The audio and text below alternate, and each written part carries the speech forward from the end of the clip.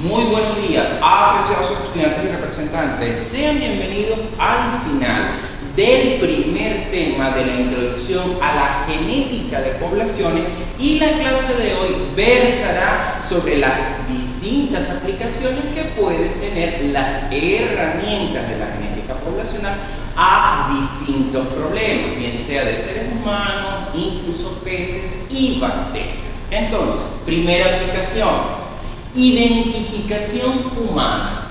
En el ADN existen regiones que llamamos codificantes, aquellas que contienen los genes, y dentro del concepto de gen también vamos a incluir las regiones que son reguladoras, como por ejemplo la región de los promotores y las regiones correspondientes a las secuencias que aumentan o disminuyen la tasa de transcripción de un gen que puede codificar, por ejemplo, para una proteína o para una molécula de ácido nucleico, de ARN. Ahora bien, hay mucha información en el ADN en regiones no codificantes. Muchos textos, sobre todo los más antiguos, decían ADN basura, y es un término inadecuado porque en biología no hay nada que esté de más. Es decir, estas regiones no codificantes cumplen una función importante en el genoma que vamos conociendo recientemente. Hay muchas regiones que no codifican una información para proteínas, para ácidos nucleicos, y sin embargo, si las excluyéramos del genoma, el organismo no sería viable. Por tanto, tienen una función que comenzamos a dilucidar. Y precisamente es aquí, en la genética poblacional, donde estas regiones no codificantes son importantes. Entonces, recordando de las clases anteriores, los alelos, es decir, las formas alternativas de los genes, en un locus que era el sitio, la dirección postal del gen dentro de la molécula del ADN, cuando tanto el alelo materno como el paterno eran iguales, estamos en presencia de individuos homocigotos. Pero si existía una pequeña diferencia en esas formas alternativas del gen, en esas formas alélicas, estaríamos entonces en presencia de un individuo heterocigo o heterocigoto para un carácter, como por ejemplo el color de los ojos. Para el año 1985, el señor Alec Jeffrey propone una técnica valiosísima denominada DNA fingerprinting, y eso se traduce como huella genética, una técnica importante en medicina legal, en investigación básica de paternidad e incluso en la parte criminalística. La aplicación de la técnica es tal que solo 2 años después ya es aceptada en muchos países como Inglaterra, en los Estados Unidos, y de allí es prácticamente de uso mundial cuando, por ejemplo, hay una demanda por paternidad. ¿Qué se hace? Identificar al individuo, y esa huella genética es importante a la hora de catalogar a individuos de forma particular. Si, por ejemplo, ocurre un crimen, un asesinato, esas herramientas de la genética poblacional pueden ser perfectamente útiles como prueba contundente, como prueba definitiva e irrefutable en un juicio.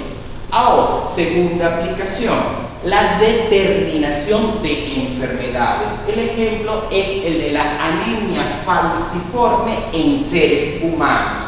Hay un locus, es decir, la dirección postal de un gen, y en este caso es el gen de la beta-globina, pero del adulto, y 2 alelos principales. Son 2 los alelos de importancia en el caso de la anemia falciforme. una enfermedad en la cual los eritrocitos pierden la forma normal de disco bicóncavo y estos pasan a constituir un drepanocito, una célula a manera de os, sobre todo cuando el eritrocito se ve en presencia de tensiones bajas de oxígeno. ¿Cuáles son los alelos? El alelo que no modifica la enfermedad lo vamos a designar normal y el alelo que lleva la información para la anemia falciforme. Entonces, tenemos el alelo que representamos con la letra A, es el de la condición normal. En tanto, el alelo S es el que porta la información que se expresa única y exclusivamente en condición homocigota recesiva. La S viene del inglés cycle cell, es decir, el glóbulo tiene una estructura distinta. ¿Cómo lo podemos poner en evidencia?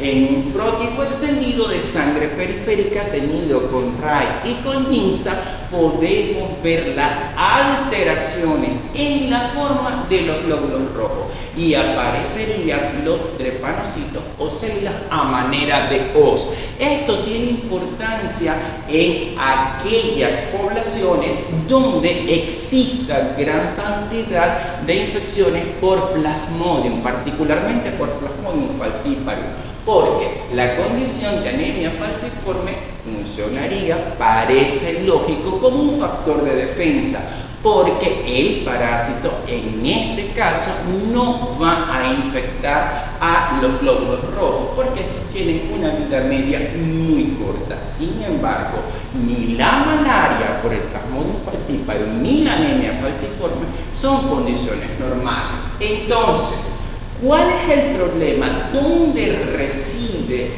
la enfermedad? ¿Dónde reside el cambio? ¿Dónde está la mutación? Se trata de un cambio puntual, de una mutación puntual en la segunda posición del sexto codón, en el lóbulo de la beta-globina humana, como ya lo señalamos, que cambia un aminoácido que tiene carga, un aminoácido básico con carga positiva, como el ácido glutámico, y en su lugar va a aparecer un aminoácido hidrofóbico no tiene carga como la valina. ¿Cómo se pone esto de manifiesto? Con una técnica de la genética de poblaciones, de la bioquímica, que es la electroforesis. Sometemos la muestra del paciente a un campo eléctrico y la proteína con la mutación, es decir, el cambio, la sustitución en el aminoácido hidrofóbico, tiene un patrón migratorio distinto al del control, que sería la proteína que exhibe entonces la expresión normal, es decir, el alelo que no porta la enfermedad. ¿Cuáles son los fenotipos posibles? Individuos que no manifiestan la enfermedad y aquel que lo manifiesta. Así, del genotipo AA, un individuo normal. El individuo SS, es decir, con los dos alelos materno y paterno presentes, exhiben la anemia falciforme. Y la tercera condición es el heterocigoto, el AS. Ese individuo no presenta la anemia falciforme, pero porta la condición para que se manifieste al cruzarse con un parental que también posea la información para la enfermedad. En consecuencia, su descendencia, al presentar el genotipo SS, exhibiría la característica de la enfermedad de la anemia falciforme.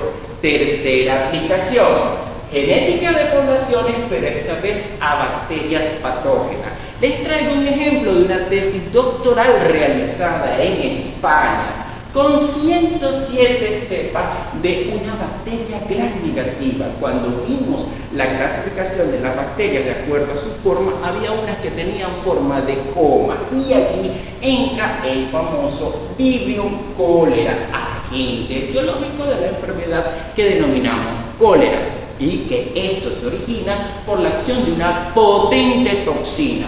que lleva a que el paciente exhiba una diarrea profusa. ¿Qué técnica utilizamos? Una electroforesis para poder caracterizar a estas 107 cepas o aislados procedentes de España, para lo cual hay que estudiar de forma detallada 15 locis, es decir, el plural de los locus. Son entonces 15 regiones distintas del ADN de cada una de las bacterias que tienen que ser secuenciados para poder comparar entre todas las cepas bacterianas incluidas en este estudio. ¿Qué se obtuvo? 99 tipos electroforéticos distintos, es decir, a pesar de ser una población de Vibrio cólera que procede del viejo continente, hay una gran diversidad, un polimorfismo muy grande en las poblaciones bacterianas de Vibrio cólera en España. La diversidad génica tiene un valor numérico de 0.5 y esto tiene muchísimas implicaciones desde el punto de vista de la resistencia a los antimicrobianos, desde el punto de vista de los distintos factores de virulencia que pueden estar presentes en estos aislados autóctonos de España.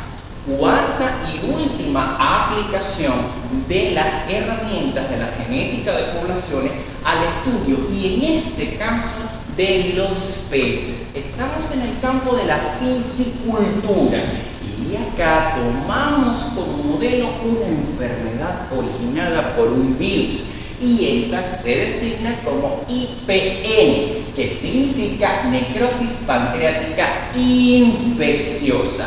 Esto afecta a los salmónidos. En Venezuela el salmónido de mayor interés es la trucha, y particularmente la trucha arcoíris. Sin embargo, en Chile, donde se realiza esta tesis doctoral, afecta al salmón del Atlántico, y esto es una especie exótica importada que se adapta sobre todo a aguas frías, de tal manera que en este caso la región analizada se denomina QTL y es un loci, el plural de los locus, de rasgos cuantitativos. ¿Qué querían poner de manifiesto los autores?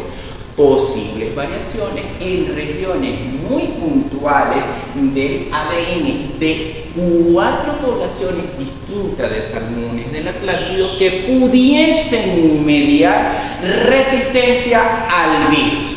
¿Qué consigue? Solo una de esas 4 poblaciones analizadas presenta diferencias estadísticamente significativas al resto. Concluyen que hay un proceso de presión selectiva sin señalar si ese efecto que se consigue sea positivo o negativo a nivel poblacional, pero está presente. Dejó una huella, dejó una impronta, y hay una población entonces de salmones que pudiesen ser naturalmente resistentes al virus. Sin embargo, los autores concluyen que para efecto del estudio de la genética de poblaciones, y más cuando hablamos a escala de una macroevolución, hay que ser muy cuidadosos con todas aquellas conclusiones que se pueden obtener. Es decir, hay aplicaciones de la genética de poblaciones tan interesantes como aquello que observamos cuando encendemos el televisor y vemos una serie americana como CSI, donde se resuelve en muchos casos, y en medicina forense es una de las mayores aplicaciones de las herramientas que conocemos de la genética poblacional para identificar seres humanos, pero el espectro de aplicaciones se extiende a enfermedades tanto de humanos como también de peces. Por la atención prestada, muchísimas gracias.